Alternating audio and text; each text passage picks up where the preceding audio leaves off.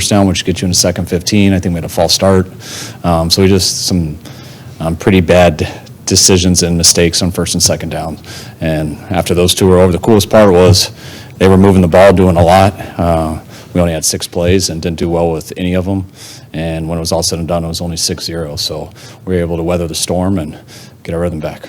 Kind of on the red zone defense, those first 2 drives, how big was that just to keep the offense? You didn't have to get away from anything, I'm sure, offensively, because it was 6-0 instead of 14. That was huge. I mean, just for us to not really feel like we were getting going with some of the mistakes that we made, and to watch them get going with some of the explosives they made and just moving the ball pretty well. But it was huge to hold up to 2 field goals. And despite all that, the third possession we got the ball. They scored twice, but we were only down 6. And we just got one drive together and got the lead back. So it was a huge deal and a very good feeling. How do you evaluate Brock's performance? It looked like those first 2 possessions, he might have been putting a lot on himself or a little. I mean, I thought the first play just, it's hard when someone gets tipped. I'll see the play, and the penalty wasn't him, the loss of run wasn't, but we had some tough third downs there. I know he had a chance on Christian, but I think he had to get rid of it a little bit too early, so that ball sailed on that 3rd and 9, I think it was, or 3rd and 11. But when our whole offense, everybody settled down, which included Brock too, myself, and I thought he played a hell of a game. Debo is always good and always passionate, but do you feel like you might have a little something extra today? I think he's had that for a few weeks now. I mean, Debo was banged up for a little bit, missed some games. He's been getting back into his rhythm, and he's been really close here for a couple weeks now, and he got the ball in some good situations. And when he does, when I say good situations, I mean to get like 6 to 8 yards, and he turns it into what you guys see. So he's as good as there is when that ball's in his hands, and people don't like to tackle him. Scott, what did you see Vincent on their sideline that led to the Dre Greenlaw ejection, and did you object at all to the fact that it was a non-player, non-coach involved from their end? Oh yeah, that's why I tried my hardest not to lose my mind. Hopefully I didn't embarrass myself too bad.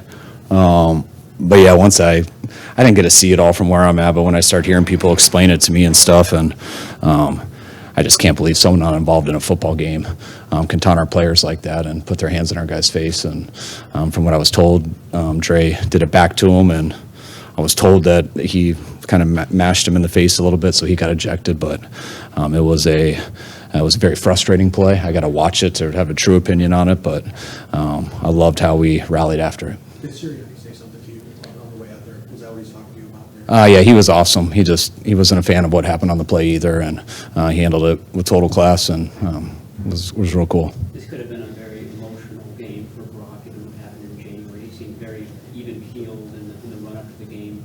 How was he today, and how did he play after that in the first quarter? Yeah, I don't think the emotions were there like you would think. I mean, I think if we would have opened up in week 1 here, I think that would have been a real big deal. But just, I think going through this season, and he's played a lot of football. His arms felt great, so I think coming back here, the emotions are more about going against such a good team and playing in such a hard place to play. But I don't think there was, you can ask him when he gets in here, but I don't think it was real consumed with the injury that he got. The offensive line, Kyle, what did you see out of that? I mean, they were able to stick with the run and get it going there in the second half, especially.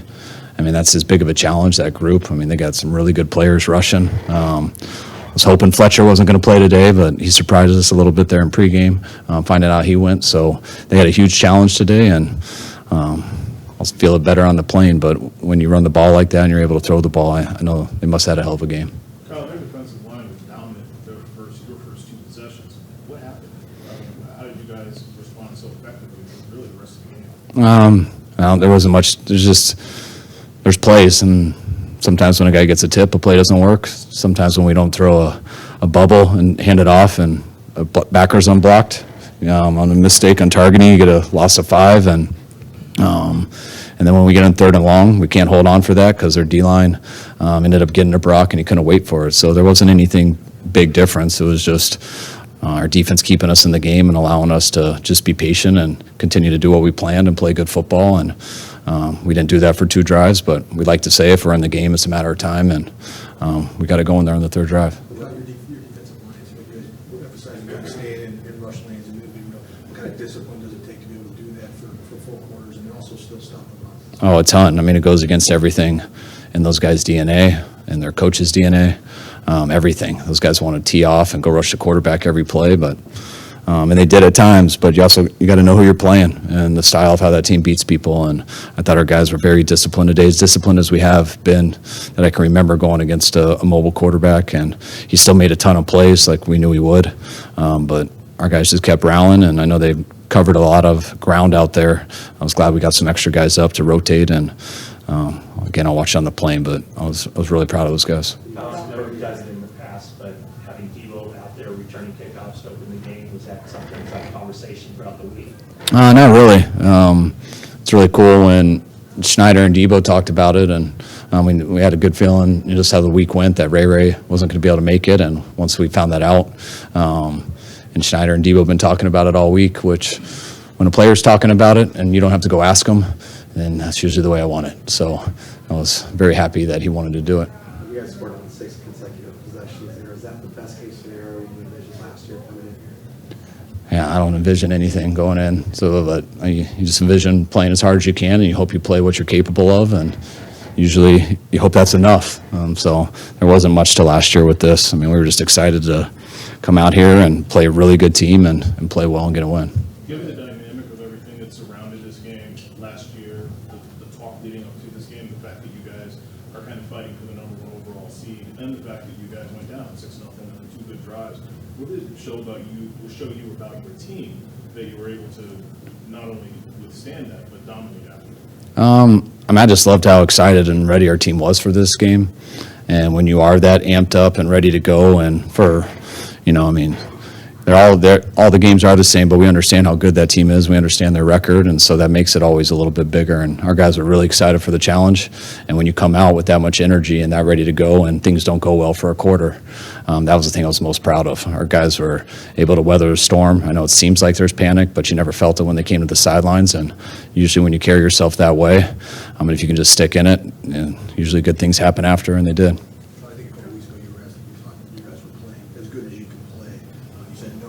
Do you feel like you're at least getting close to that right now? I think we're going the right direction. I think we've gotten, I think after our skid, I think we've taken a step each week and gotten a little bit better. I thought we were a little bit better today than we were last week, and by no means do I think we're doing our best. I mean, there was a lot of things in that game that didn't go right, but I thought our intent was good. Obviously, our talent's good, and we just got to make sure we keep improving. Do you know roughly when Armstead went out, and it seemed like the second snap he was looking around? I mean, he obviously had to gut it out today. Yeah, he had to gut it out. I think he went out in the second half. He was in and out throughout the game, but I wasn't told he was officially out and done. I want to say early in the fourth quarter. Kyle, Brock's play speaks for itself in some ways, but how do you think he handled the emotions of coming back here, and what does it mean for him to have a performance like that coming back to where he UCL? I just think Brock did what he does always every week. He plays the game. He tries to play it the right way. One of the best things he did when we were down, he didn't try to make too much stuff up and try to overcompensate when you're down. He just kept with the plan and kept doing his job and did a hell of a job with it. To clarify, Armstead, are you concerned this could be something that's lingers for a while? I'm not sure yet. I'm not sure. You guys good? All right, thanks, guys. Yeah.